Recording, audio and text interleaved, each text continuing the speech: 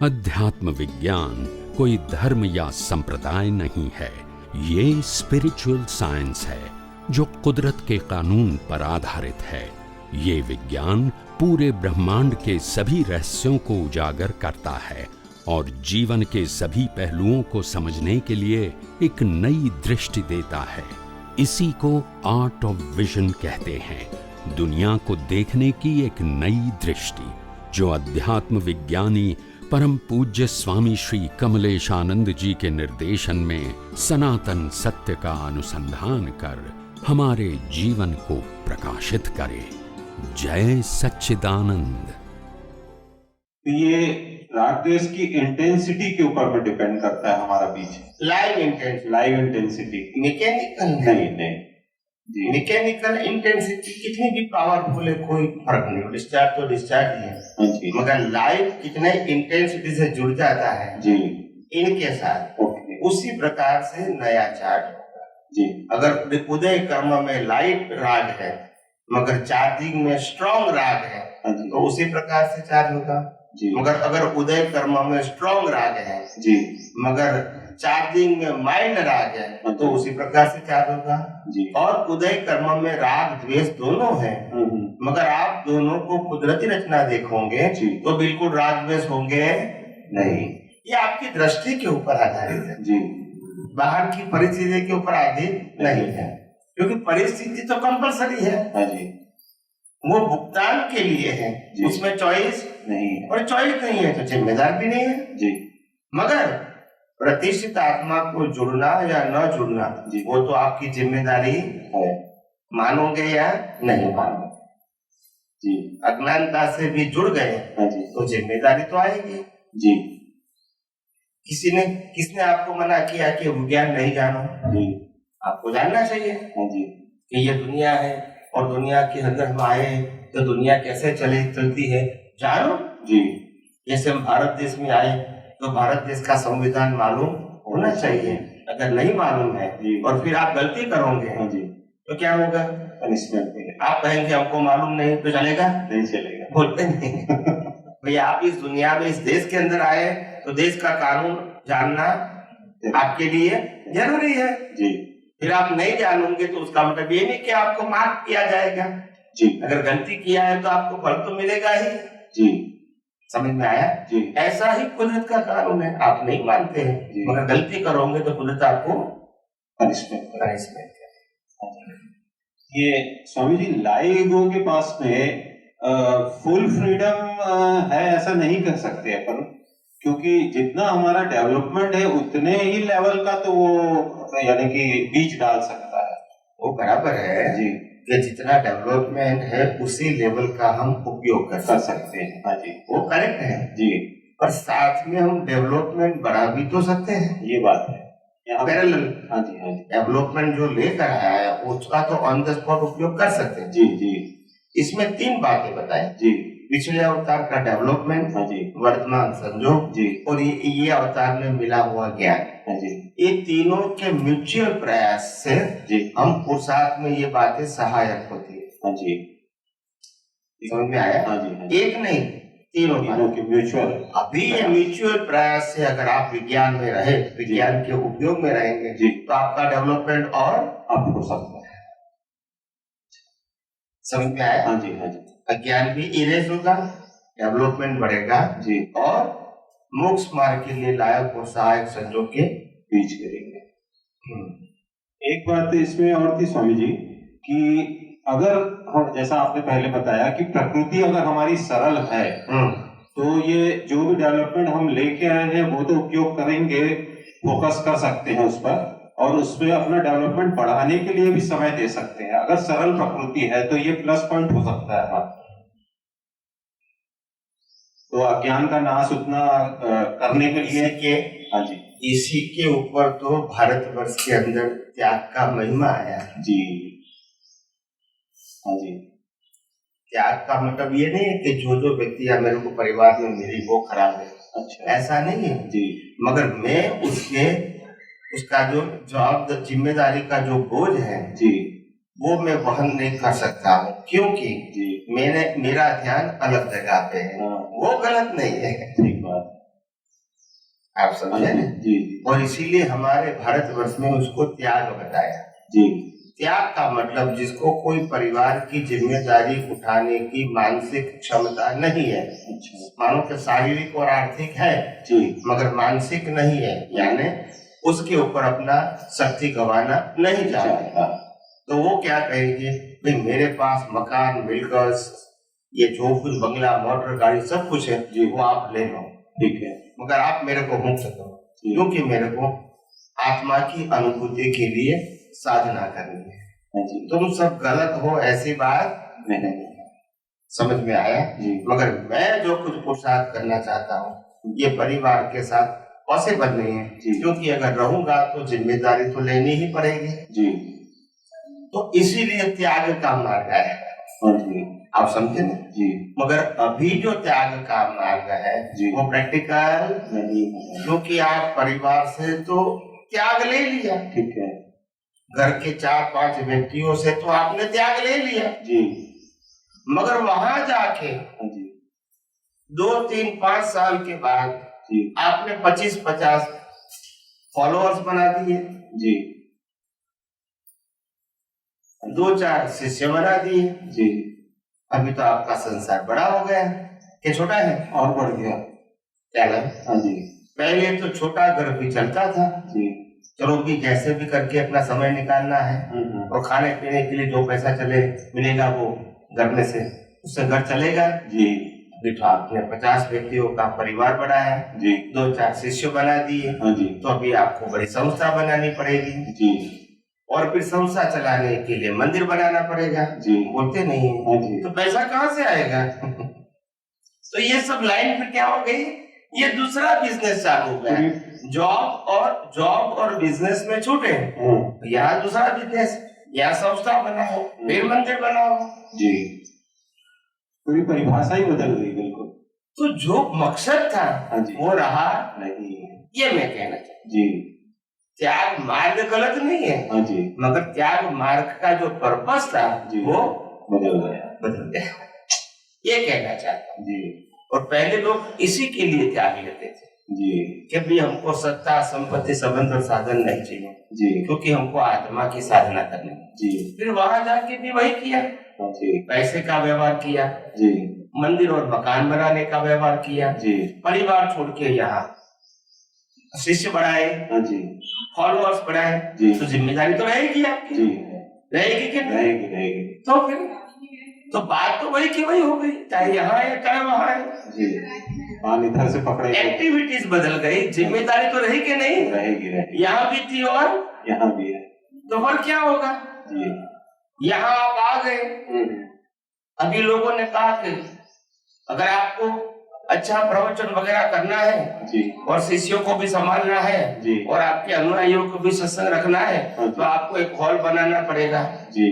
और हॉल के लिए 4 करोड़ रुपए का खर्चा आता है, जी। तो आप प्रवचन करते जाओ और पैसा इकट्ठा करते जाओ, बोलते नहीं है। फिर हॉल बन गया, जी। फिर कहेंगे आप बार बार क्या करोगे हॉल बना के, हॉल तो बन गया, ठीक, मगर इसको भी चलाना तो पड़ेगा ना, लाइट बिल आएगा, टैक्स आएगा, सफाई का, कर्मचारी का, सिक्योरिटी का, सबका पेमेंट आएगा कि नहीं आएगा? आएगा। तो कैसे करोगे?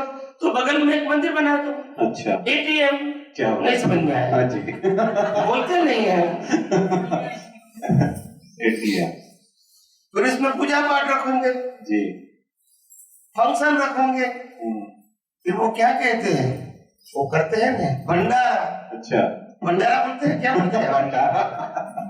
हमारे गुजरात में भंडारा नहीं बोलते, इधर होता है, ये हिंदी भाषा का शब्द है भंडारा, हमारे गुजरात में होता भी नहीं है, हिंदी भाषी लोग करते होंगे गुजरात में, मगर गुजरात का वो नहीं परंपरा है, अच्छा, तो ये भंडारा करते हैं, तो ये सब कुछ करना पड़ेगा, क्या करना पड़ेगा?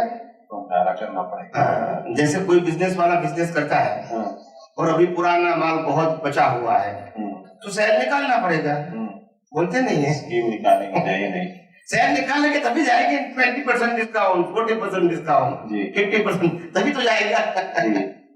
तो भंडारा वही तो है,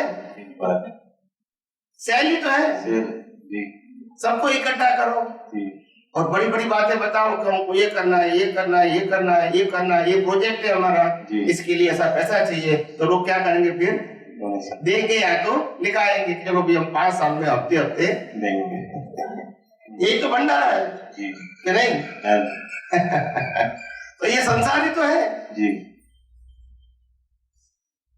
परिवार के अंदर एक लड़का ज्यादा कमाता है जी और एक लड़का कम कमाता है जी, तो पिताजी को जो ज्यादा कमाता है उनके ऊपर ज्यादा प्रेम रहता है। अच्छा। कम कमाता है तो बोला ये क्या, वो तो हमारा घर का देना पड़ता है उनको। वो शादी तो कर लिया, उनके 2 बच्चे हैं, वे 4 व्यक्ति का खाने के तो वो कमाता नहीं है जी, तो हमको तो जोड़ना पड़ेगा ना जी। ऐसा बताएगा। ऐसे यहाँ भी ऐसा है जी, कोई शिष्य अच्छा वक्ता है तो पैसा ज्यादा लाता है, तो गुरु कहता है मेरी कृपा उनके ऊपर ज्यादा है, और ये घूमता है तो कुछ लाता ही नहीं है। तो ये नौकरी करने के लिए थोड़ी आया था जी, मगर दुनिया तो ऐसे ही चलेगी जी, बोलते नहीं है जी जी। समझ में आया? तो ये सब संसार ही है जी, ये भोगी का संसार, ये त्यागी का संसार, दोनों संसार ही है जी। समझ में आया जी जी। तो इसीलिए दादा भगवान ने कहा साधु बनने की जरूरत नहीं है जी, सीधा बनने की जरूरत है। क्या बताया? सीधा बनने की। हाँ जी। और सर मुड़ाने की जरूरत नहीं है जी, मन मुड़ाने की जरूरत है जी। सर मुड़ाते ही व्यवहार की बात करता हूँ, आपकी बात नहीं करता। हाँ, कोई बात नहीं, तो सामाजिक व्यवहार से करना पड़ता है जी। मगर मतलब त्याग का मतलब हमने सर मुड़ा दिया वो नहीं चलेगा, मन का मुंडन करना पड़ेगा। यानी विनाशी कोई भी चीज में फिर इंटरेस्ट नहीं होना, तो मन को मुंडन कर दिया, ये चाहिए, ये चाहिए, ये अच्छा है, ये बुरा है, वो नहीं रहना चाहिए। समझ में आया? इस चार्ज में सर मुड़ाया, अब चार्ज में मन मुंडाना पड़ेगा। हाँ। एग्जाम्पल भी सामने अच्छा स्वामी जी, एक डाउट था कि जैसे लास्ट बार का हमारा जो डेवलपमेंट है उसके आधार पर प्रकृति अभी डिस्चार्ज में थोड़ी सी टेढ़ी आ गई है, तो चार्ज में ऐसी क्या उपाय है या ऐसी कैसी दृष्टि का हम प्रयोग करें कि नेक्स्ट बर्थ हमारा थोड़ा सरल प्रकृति आए और विज्ञान पे हम ज्यादा फोकस कर सके? क्या ऐसा उपाय? तो हमारे लिए तो अभी सरल है, क्योंकि हमने तो सिद्धांत बता दिया है सबको जी कि सुबह और शाम जी जब भी आ जाए तो एक ही भावना करो हर संजोग में जी, और अगर संजोग नॉर्मल है तो भी एक ही भावना करो, हे अंतर्यामी परमात्मा, हमको मोक्ष मार्ग के लिए नायक और सहायक संजोग प्राप्त हो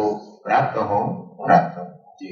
उसमें सब कुछ आ जाए, सब कुछ, और कुछ अलग भावना करने की जरूरत नहीं है, मगर ये भावना भी सोच समझ के, मैकेनिकल नहीं होनी जी, सोच समझ के। मतलब हमको दुनिया की हर विनाशी अवस्थाओं को जी, विनाशी अवस्थाओं की वैल्यू दृष्टि में क्या करना है? जीरो।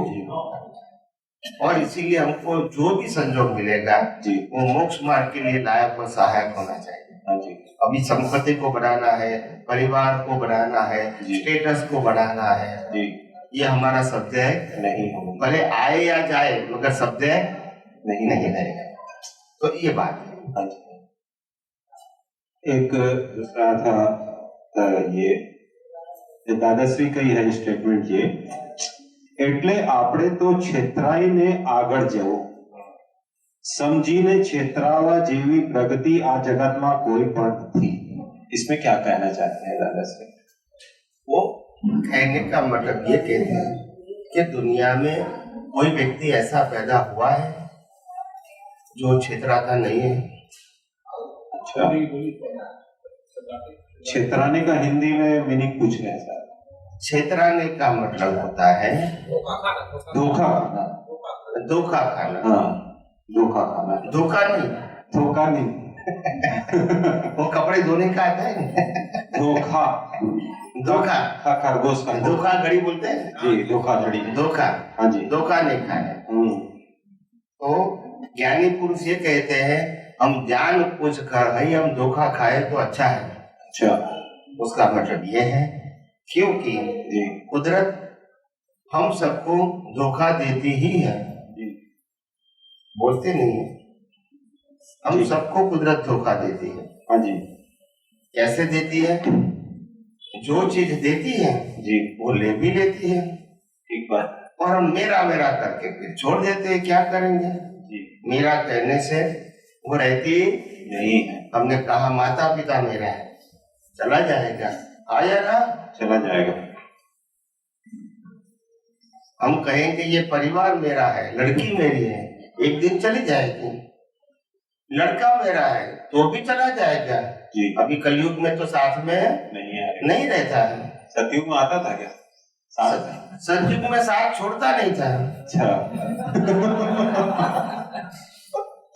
जी 100 कौरव भी साथ में ही रहते थे हाँ, सही। और पांडव भी साथ में रहते साथ में ही रहते थे, भले झगड़ा करें, अच्छा रहने का तो साथ में, भले मारा मारी करें। जी क्योंकि उस समय ऐसा था जी। कि बड़े व्यक्ति ही जिम्मेदार होती है, तभी तो हम फ्री घूम सकते हैं। हाँ ये आप नहीं समझे? समझ गए। और अभी तो सबका घर अलग अलग, सबकी जवाबदारी क्या गई? अलग अलग अलग हो गई। तो पहले तो परिवार में जो मुखिया होता है वो जो कहेगा जी वो ही होगा। हाँ जी और इसीलिए कहीं भी आना जाना है तो बोला नहीं हमारे पिताजी तो घर पे है, जी तो वो सब कुछ संभाल लेंगे। और बाकी भाई भाई भी है घर में जी तो कई व्यक्तियों को कहीं जाना है आना है तो आ सकते थे, फ्री होते थे जी जब बड़ा परिवार होता है। हाँ जी अभी तो छोटा परिवार हो गया हाँ जी तो फिर क्या करेंगे? कोई भी तकलीफ आती है तो फिर बाहर से बुलाना पड़ता है। जी आप समझे? जी तो ऐसा है, हाँ जी तो फायदा भी है और नुकसान भी है। तो ये समय समय की सोच है। तो कलयुग में लोग साथ में रहते थे जी और सतयुग में और कलयुग में सब विभाजन करते हैं जी और विभाजन को बढ़ावा भी देते हैं। जी क्या बताया? बढ़ावा देते हैं। नहीं मालूम होता है कि साथ में रहने से क्या फायदा है।